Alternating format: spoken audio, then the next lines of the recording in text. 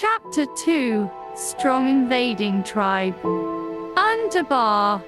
Alvin and his party, together with the generals of the Sikh state, came to the city wall tower and looked 10 miles away. The enemy's soldiers were very strong, with iron armor made of black iron, and their war horses were also very tall. The guardian mage said, "They are coming with bad intentions." Irvin saw that they were setting up tents. "I guess there won't be a fight today. Let's go back and discuss a strategy to resist," Irvin said. Then the officer on the city wall ordered the sergeant to take turns monitoring the enemy's movements and report military intelligence to the central camp every 5 incense sticks. In the Central Army camp, General Henry was in charge of leading the troops. General Henry said, "We have a total of 50,000 elite soldiers in the country. The National Master has allocated 30,000 and 20,000 as reserve troops for me this time." Lewin said, "I think this will happen. Tomorrow, the general will lead 10,000 elite soldiers and 2 guardian mages from our temple to meet the enemy head-on. Mark and I will each lead 5,000 elite soldiers to attack from the back of the mountain. We will set up camp on the back of the mountain tonight." General Henry said, "That's fine. It will be hard work for the 2 mages."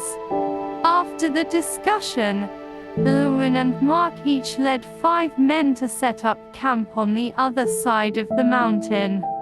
The next morning, Henry saw from the city wall that the enemy had already lined up in an orderly manner and were moving towards us, still 6 miles away. Henry shouted, "Line up, open the gates."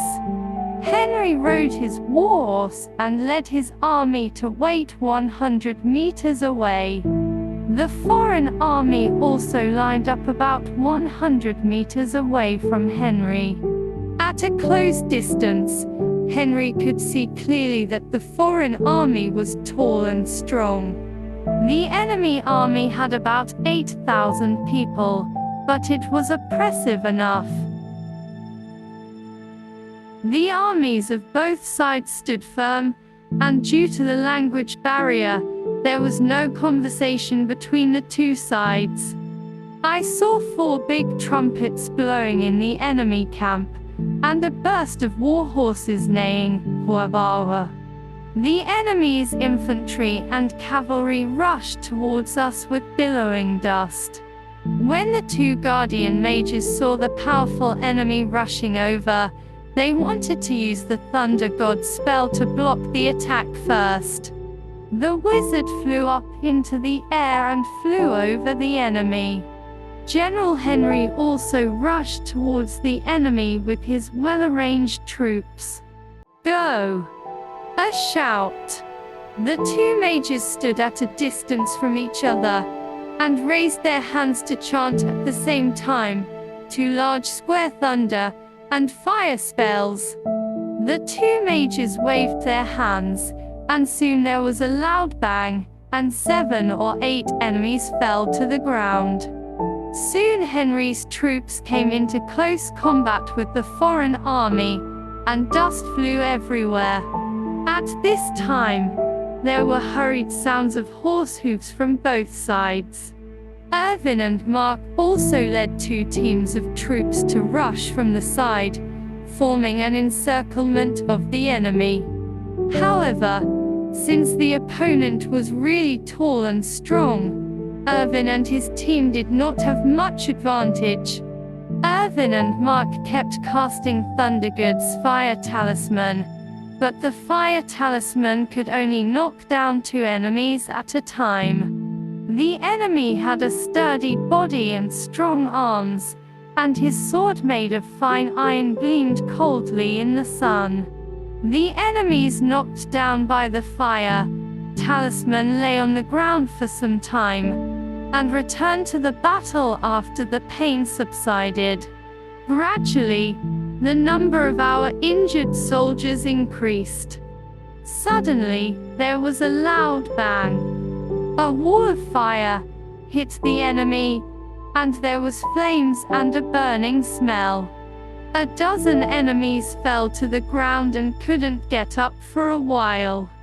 This frightened the enemy for a moment, and the elf elder said, "That's all for today. All mages, cover the army's retreat."